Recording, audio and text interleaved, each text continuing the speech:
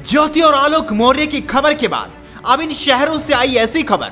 प्रयागराज से लेकर कानपुर तक पति लगा रहे अपनी पत्नियों से गुहार। खबर आने के बाद पतियों ने पढ़ाई कर रही अपनी पत्नियों को बुलाया घर।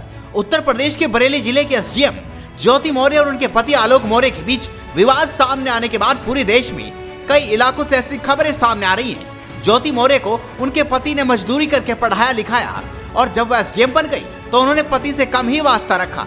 इसी बीच पिछले महीने उनके पति का एक वीडियो वायरल हो गया जिसमें उन्होंने अपनी पत्नी पर होमगार्ड कमांडेंट मनीष दुबे के साथ अफेयर के आरोप लगा दिए। इस खबर के सामने आने के बाद कई लोगों ने दिल्ली के राजेंद्र नगर, मुखर्जी नगर, इलाहाबाद के साथ बाकी जगहों पर कोचिंग कर रही पत्नियों को घर वापस बुला लिया। ये मामला इतना तूल पकड़ रहा है कि सोशल मीडिया पर कई तरह के मीम्स भी बनाए जा रहे हैं।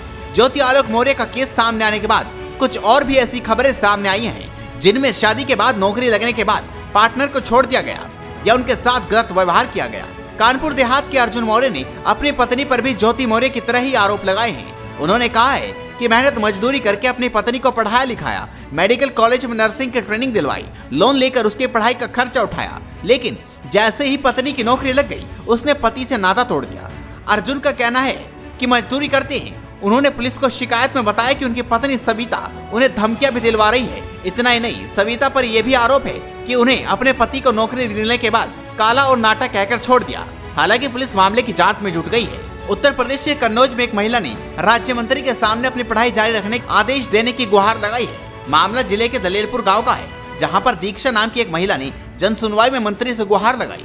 दीक्षा ने कहा कि वह शादी के बाद बीएड कर रही थी और वह एक शिक्षक बनना चाहती थी, लेकिन जैसे ही ज्योति मौर्य वाला केस सामने आया उनके पति ने उनकी पढ़ाई ही रुकवा दी। इतना ही नहीं, उन्होंने आरोप लगाया कि उनके पति ने उनसे कहा कि पैरों की जूती बनाकर रखेंगे, ज्योति मौर्य नहीं बनने देंगे। पढ़ाई के लिए जिद करने पर उनके साथ मारपीट भी की गई। ज्योति मौर्य की तरह ही यूपी के प्रयागराज में एक और मामला सामने आया है। पति का आरोप है कि नौकरी मिलने के बाद पत्नी उसे छोड़कर चली गई। पति का कहना है कि घर का सारा काम कराते थे, झाड़ू पोछा, बर्तन धोने से लेकर खाना बनाने तक और कपड़े भी धोते थे।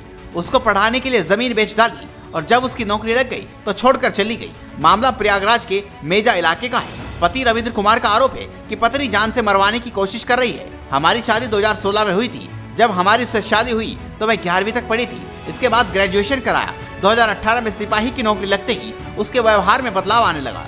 जब वो हमें पैसा देती थी तो हमसे पूरा हिसाब रखती थी।